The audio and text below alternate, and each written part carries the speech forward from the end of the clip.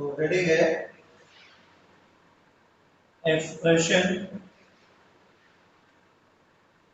Expression for viscous force. Expression for viscous force, ध्यान दीजिएगा। मान लीजिए कंसीडर द सिचुएशन, कुछ ऐसा है कि मान लीजिए कोई नदी बह रही है। तो जैसा कि हम जानते हैं कि नदी का फ्लो कुछ इस तरीके से होता है कि ऐसा लगता है जैसे एक लेयर के ऊपर दूसरी, दूसरी लेयर के ऊपर तीसरी, तीसरी लेयर के ऊपर चौथी लेयर इस तरीके से चल रही हो। और ये मान लेते हैं कि नदी का तल लोएस्ट सरफेस है, ठीक है। तो अगर हम देखें यहाँ पे तो this is the height x1 and this is the height again x2। ये जो डिफरेंस आया दोनों के बीच का दैट इज डेल्टा x। अब अगर मैं बात करूं यहाँ पर कि ये वेलोसिटी अगर v1 कहूँ इसको v2 कहूँ, तो अगर डिफरेंस निकाला जाए इस वेलोसिटी और इस वेलोसिटी के बीच का, तो ये हो गया डेल्टा v। और जैसा कि मैंने आपको सिखाया था कि नीचे वाली लेयर के मॉलिक्यूल्स ऊपर वाली लेयर के मॉलिक्यूल्स को अपनी तरफ खींचते हैं, ठीक है। यानी कुल मिला के विस्कस फोर्स का रीजन है इंटरमॉलिक्यूलर फोर्स ऑफ अट्रैक्शन। नीचे वाली लेयर के मॉलिक्यूल्स ऊपर वाली लेयर के मॉलिक्यूल्स को खींचते हैं। तो ऊपर वाली लेयर को ये लगता है कि मुझे कोई फोर्स लगा के पीछे की तरफ खींच रहा है, इसी को हम कहते हैं विस्कस फोर्स। तो मैथमेटिकली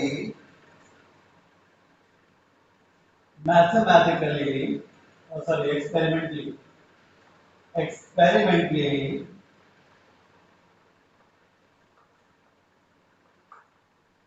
अगर हम बात करें तो जो विस्कस फोर्स होता है वो डायरेक्टली प्रोपोर्शनल होता है negative of delta v upon delta x। इतने को हम लोग वेलोसिटी ग्रेडियंट भी कहते हैं। वेलोसिटी ग्रेडियंट भी कहते हैं। तो इसको मैंने कह दिया एक्सप्रेशन नंबर 1, ठीक है। और यही विस्कस फोर्स इस बात की भी डायरेक्टली प्रोपोर्शनल होता है कि दोनों लेयर के बीच कितना एरिया ऑफ कांटेक्ट कॉमन है। यानी ये हो गया एक्सप्रेशन नंबर 2। अब दोनों को अगर मैं कंबाइन कर देता हूं फ्रॉम फर्स्ट एंड सेकेंड, क्या बन जाएगा? Viscous force proportional to negative A delta v upon delta x। बात समझ में आ गई?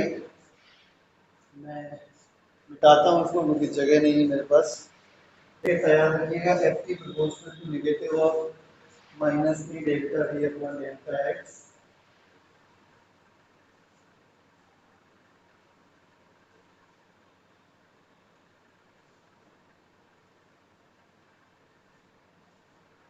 तो अब सबको पता है साइन ऑफ प्रोपोर्शनलिटी हटाते हैं तो इक्वल आता है और एक कांस्टेंट आता है। चलो डिफरेंट कलर से बना देते हैं। ये ईटा, इट इज ईटा ना कि ईटा। तो प्रोपोर्शनलिटी का साइन हटाया, इक्वल लगाया, कांस्टेंट लगाया, बाकी सारी चीजें एज इट इज मेंटेन्ड है। जो भी चीजें हैं वो ऐसे ही हैं। Eta A delta v upon delta x। इस तरीके से ये आपका विस्कस फोर्स का एक्सप्रेशन हो गया। फॉर्मूला याद करना है। नेगेटिव का सिर्फ इतना ही सा रोल है क्योंकि बस वो ये बता रहा है कि विस्कस फोर्स की डायरेक्शन और वेलोसिटी की डायरेक्शन अपोजिट होती है। मतलब लेयर आगे चलती है, विस्कस फोर्स पीछे लगता है, सिर्फ इतना मतलब है। बाकी न्यूमेरिकल लगाते वक्त आप इस माइनस का इस्तेमाल ना करिएगा तो ही ज्यादा अच्छा रहेगा। ठीक है। अच्छा, तो ये अब ईटा के बारे में आ जाते हैं। ईटा, ईटा अद्धा गुम्मा क्या है? तो ये जो ईटा है इसका नाम है कोफिशिएंट, इसे कहते हैं कोफिशिएंट ऑफ विस्कोसिटी, इसे कहते हैं कोफिशिएंट ऑफ विस्कोसिटी। ठीक है। ओके। जिस प्रकार से फ्रिक्शन में कोफिशिएंट ऑफ फ्रिक्शन होता है, वैसे विस्कोसिटी में कोफिशिएंट ऑफ विस्कोसिटी होता है। जितना ज्यादा वहां पे म्यू था उतने ज्यादा विस्कस फोर्स लगता है। वैसे ही यहाँ पे भी हाल है, जितना ज्यादा यहाँ पे कोफिशिएंट ऑफ विस्कोसिटी होगा उतना ही ज्यादा लिक्विड में विस्कस फोर्स मौजूद होगा। तो अब हम इस कोफिशिएंट ऑफ विस्कोसिटी के बारे में, इसकी डेफिनेशन के बारे में बात कर लेते हैं। ठीक है, तो एक्सप्रेशन आ गया और अब हम डिटेल में पढ़ेंगे कोफिशिएंट ऑफ विस्कोसिटी। दो बातें तो मैं तुरंत यही पे ही खड़े खड़े बता सकता हूँ। पहली बात कभी भी साइन ऑफ प्रोपोर्शनलिटी हटाने के बाद इक्वल लगा के जो कांस्टेंट आता है वो कांस्टेंट फॉर्मूले में पहले से प्रेजेंट, बाकी सारी चीजों पर डिपेंड ही नहीं करता है। यानी कहने का तात्पर्य ये है स्लो मोशन में कि कभी भी साइन ऑफ प्रोपोर्शनलिटी हटाइएगा, इक्वल लगाने के बाद जो आप कांस्टेंट लगाते हैं, जैसे कि यहाँ पे ये वाला ये जो है, ये बाकी सारी चीजों पर डिपेंड करेगा ही नहीं, यानी ये इंडिपेंडेंट होगा। इंडिपेंडेंट इंडिपेंडेंट इंडिपेंडेंट ऑफ क्या, इसके इंडिपेंडेंट है ना। उससे ये मतलब कि विस्कस फोर्स कितना है, ना उससे ये मतलब एरिया ऑफ, ना इससे ये मतलब वेलोसिटी ग्रेडियंट कितना है। ठीक है। दूसरी बात, तो डेट क्या करता है? डेट है temperature of the liquid, nature of the liquid. ठीक है।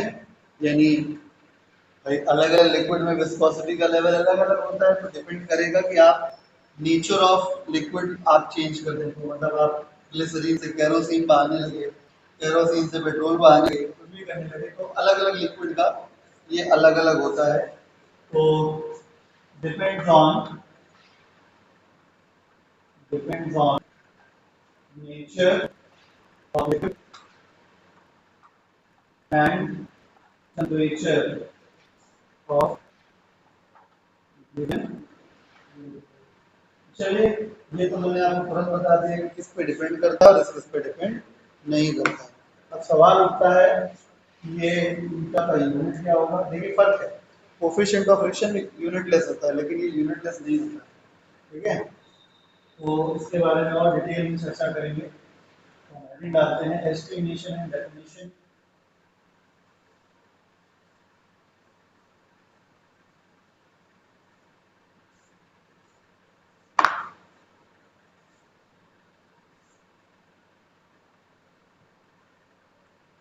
Estimation and definition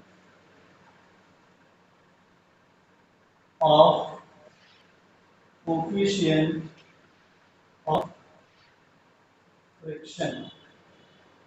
Estimation and definition of coefficient of, sorry, friction नहीं, coefficient of viscosity. Coefficient of,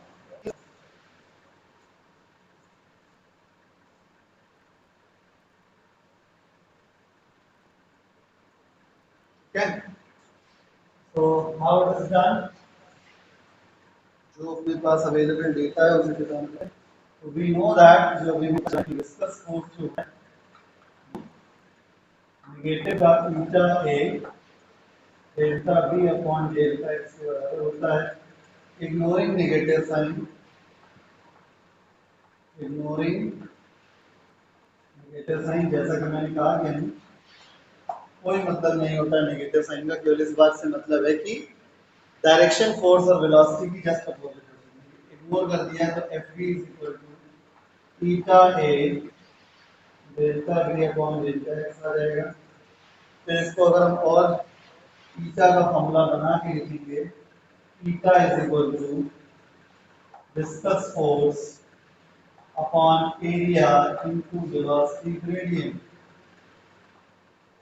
ये ना कर देना कि डेल्टा एक्स ऊपर तो अगर हम इस जगह से देखें ध्यान से, कायदे से देखा है तो नया फॉर्मूला तो है नहीं, इसलिए मैं स्टार नहीं बना रहा।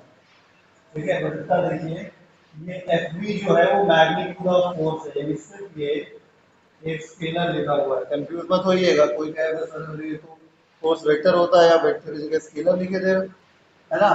भैया मेरे एफ वी लिखा है, सिर्फ मैग्नीट्यूड लिखा हुआ, मैग्नीट्यूड जिस चीज में केवल होता है वो स्केलर की तरह ही ट्रीट होता है। यानी ये हो गया स्केलर, एरिया भी हो गया स्केलर, और वेलोसिटी ग्रेडियंट भी हो गया स्केलर। ठीक है, तो स्केलर में स्केलर को डिवाइड करने से स्केलर आया, तो कोएफिशिएंट ऑफ वेलोसिटी स्केलर हो गया। अब बात कर ली जाए थोड़ा यूनिट यूनिट की। यूनिट की अगर बात करी जाए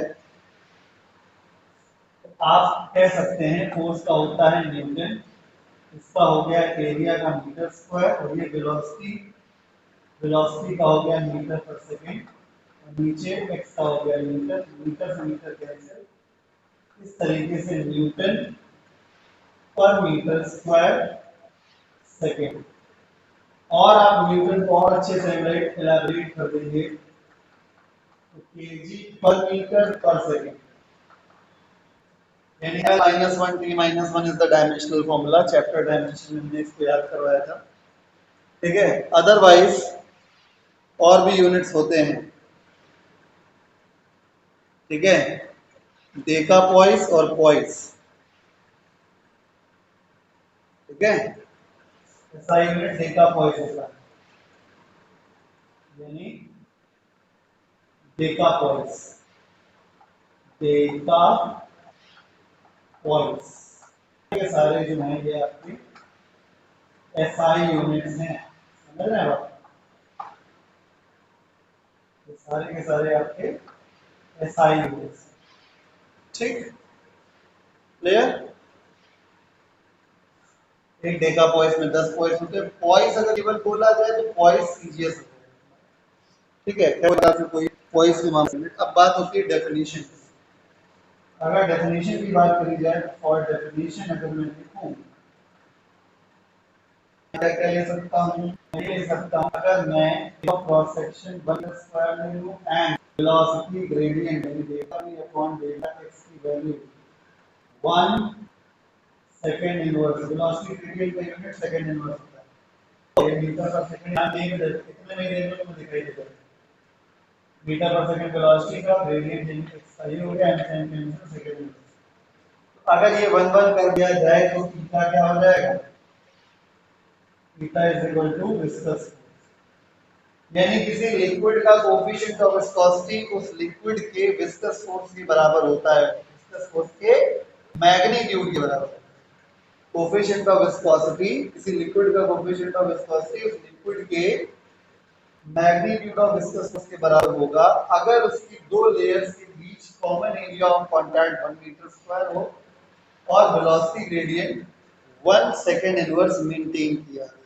या आप ऐसे भी कह सकते हैं कि कोएफिशिएंट ऑफ विस्कोसिटी उतने विस्कस फोर्स के बराबर होता है जो दो लिक्विड लेयर्स जिनके बीच का कॉमन एरिया 1 मीटर स्क्वायर हो और वो दोनों लेयर्स के बीच 1 second inverse velocity gradient maintain रखता है। आई बात समझ। तो मैं डेफिनेशन लिख देता हूं, रब करूंगा इसको मैं।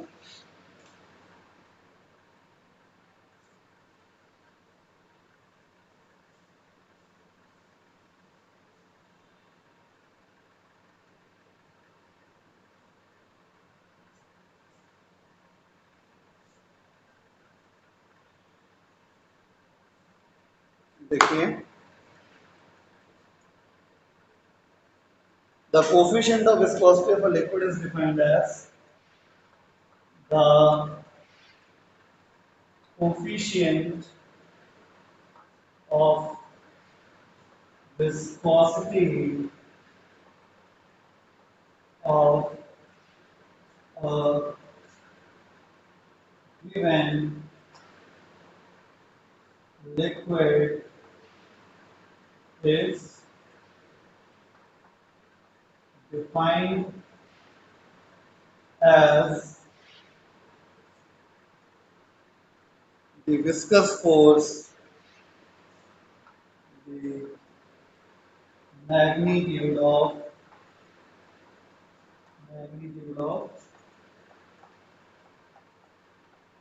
viscous force magnitude of viscous force per unit area of contact between two layers per unit area of contact between two layers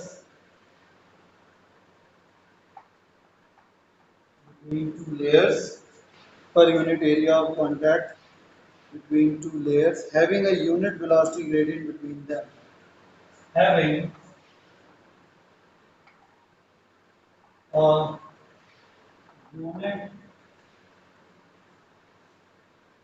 velocity gradient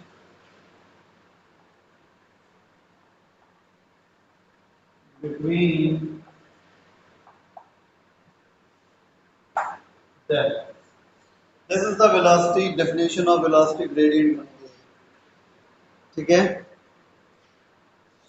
तो अब मैं तुम्हें फॉर्मूला बता सकता हूं क्रिटिकल वेलोसिटी का। याद करिए, क्रिटिकल वेलोसिटी क्या होती है? क्रिटिकल वेलोसिटी वो मैक्सिमम वेलोसिटी होती है फ्लोइंग लिक्विड की। क्रिटिकल वेलोसिटी वो मैक्सिमम वेलोसिटी होती है फ्लोइंग लिक्विड की। क्रिटिकल वेलोसिटी वो मैक्सिमम वेलोसिटी होती है फ्लोइंग लिक्विड की जिससे ज्यादा वेलोसिटी से अगर लिक्विड फ्लो हुआ जिससे ज्यादा वेलोसिटी से अगर लिक्विड फ्लो हुआ तो फिर फ्लो स्ट्रीम लाइन से यानी स्टेडी फ्लो से यानी लैमिनार फ्लो से टर्बुलेंट हो जाता है। आई बात समझ में? तो ये क्लियरली आप याद रखिएगा। Critical velocity of a liquid क्या होती है, वो चीज समझ में आ गई आपको? ठीक है, तो क्रिटिकल वेलोसिटी वो मैक्सिमम वेलोसिटी होती है फ्लोइंग लिक्विड की जिससे ज्यादा वेलोसिटी हो जाने से फ्लो लैमिनार से टर्बुलेंट हो जाता है। मतलब आराम आराम से फ्लो हो रहा होगा स्मूथली, कोई हैफर्डनेस नहीं आती, लेकिन जैसे क्रिटिकल वेलोसिटी से पार आप जाएंगे वैसे फ्लो में भूचाल आ जाएगा, डिस्टर्ब हो जाएगा। आई बात समझ में? तो एक फॉर्मूला होता है क्रिटिकल वेलोसिटी का, अगर पानी पाइप के थ्रू बह रहा है तो वो मैंने इसलिए रोक लिया था पहले क्योंकि हमने आपको ईटा नहीं पढ़ाया था अभी तक। अब मैंने आपको ईटा पढ़ा दिया है तो अब मैं रेडी हूँ आपको फॉर्मूला बताने। ठीक है, तो हेडिंग है एक्सप्रेशन फॉर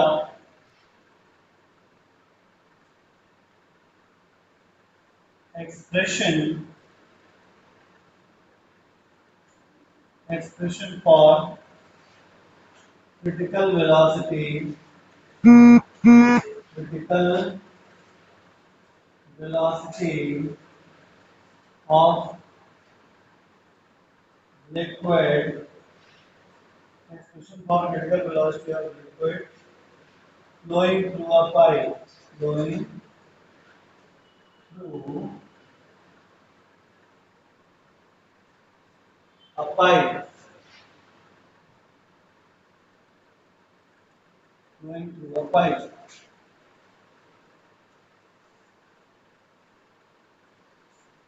तो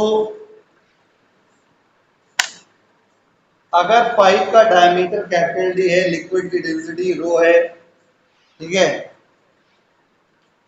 और कोफिशिएंट ऑफ विस्कोसिटी थीटा है लिक्विड का, उस सिचुएशन में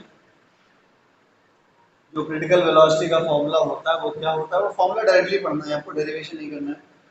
डायमेंशनल चैप्टर डायमेंशन में क्वेश्चन हम करा चुके हैं, बाय डायमेंशनली हम फॉर्मूला डायरेक्ट करा चुके हैं, लेकिन प्रैक्टिकली ये जो फॉर्मूला जिस प्रकार से आता है वो आपके सिलेबस में नहीं है, इसलिए टेंशन लेने की आवश्यकता नहीं है। मैं लिख रहा हूँ if rho and eta are the density and coefficient of viscosity of flowing liquid through a pipe of diameter capital D, then pipe of diameter capital D, then critical critical velocity of liquid is is given by VC is equal to R eta upon rho D, R eta upon rho D, ये formula होता है, समझ गए? R eta upon rho D। अब सवाल उठता है ये R क्या है? यस, ये नई चीज आ गई, R eta upon rho D। Mind ये R है रेनॉल्ड्स नंबर, रेनॉल्ड्स नंबर, ये रेनॉल्ड्स नंबर है, ये भी काफी हेल्प करता है। रेनॉल्ड्स नंबर एक यूनिटलेस नंबर है, ये काफी हेल्प करता है इस बात को डिटरमाइन और आइडेंटिफाई करने में कि फ्लो स्ट्रीमलाइन हो रहा है कि लैमिनार है, मतलब लैमिनार स्ट्रीमलाइन की बात देखी हुई, फ्लो लैमिनार है या टर्बुलेंट है या कुछ कह नहीं सकते। ठीक, ऐसी भी स्थिति आती है कि ऐसा भी हो सकता है कि पता ही न चले क्या होने वाला है, किसी वक्त कुछ भी हो सकता है, अनस्टेबल स्टेट। तो हम रेनॉल्ड नंबर के बारे में बताने वाले हैं।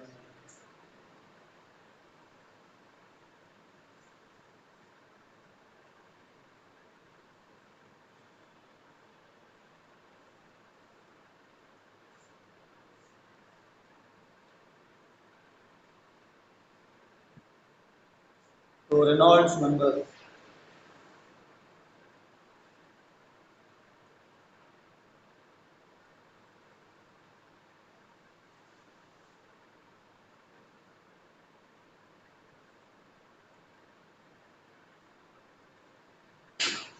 it is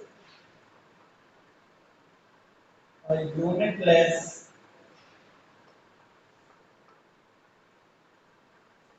number with the help of which with the help of which it is a number, it is a unitless number with the help of which we can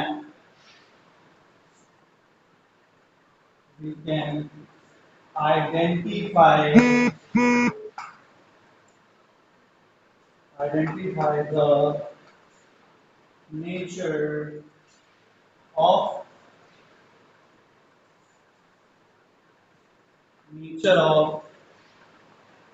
fluid flow. It is a unitless number with the help of which we can identify the nature of fluid flow। कैसे पता लगाते हैं, इसका एक criteria है, हम बताते हैं। अगर रेनॉल्ड्स नंबर 2000 से कम है, लिख रहा हूं पहला केस, अगर रेनॉल्ड नंबर की वैल्यू 2000 से कम है तो flow must be streamline, flow must be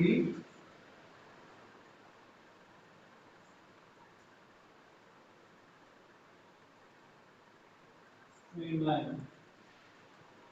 ठीक है, थर्ड केस है, आर की वैल्यू अगर ज्यादा हो जाए 3000 से, आर की वैल्यू अगर 3000 से ज्यादा हो जाए तो flow must be turbulent 100% turbulent होगा, लेकिन एक केस बीच वाला है, बीच वाला केस, ठीक है। एक केस बीच वाला है, आर की वैल्यू अगर 2000 से लेकर 3000 के बीच में है तो अनस्टेबल फ्लो है। मैं मतलब समझा देता हूँ। मतलब बेटा ये कोई बाउंड्री लाइन नहीं होती कि 2000 है तो 2000 के बाद एग्जैक्टली टेंशन हो गया तुरंत कुछ चेंज हो जाएगा, ऐसा नहीं होता। 2000 रेनॉल्ड नंबर की वैल्यू जैसे ही पार होती है तो उसके बाद वैल्यू अपने आप थोड़ा थोड़ा चेंज होती रहती। मतलब ये है कि जैसे मान लो 2000 पार हो गया, अभी स्ट्रीम लाइन से टर्बुलेंट नहीं हुआ, हो सकता है 2010 में हो, 2020 में हो, 2030 में हो, 2040, है ना। मतलब 2000 से 3000 के बीच कितना भी रेनॉल्ड नंबर हो सकता है, उस जगह पर हम कह नहीं सकते कि अब इस समय ये होगा, ठीक है। लेकिन ये जरूर तय है कि 3000 के बाद पक्का टर्बुलेंट हो जाएगा। यानी जब तक रेनॉल्ड नंबर 2000 से 3000 के बीच में रहता है तो किसी भी वक्त फ्लूइड का जो फ्लो का जो नेचर है वो स्ट्रीम लाइन से टर्बुलेंट या टर्बुलेंट से स्ट्रीम लाइन कुछ भी हो सकता है, हम कुछ कह नहीं सकते।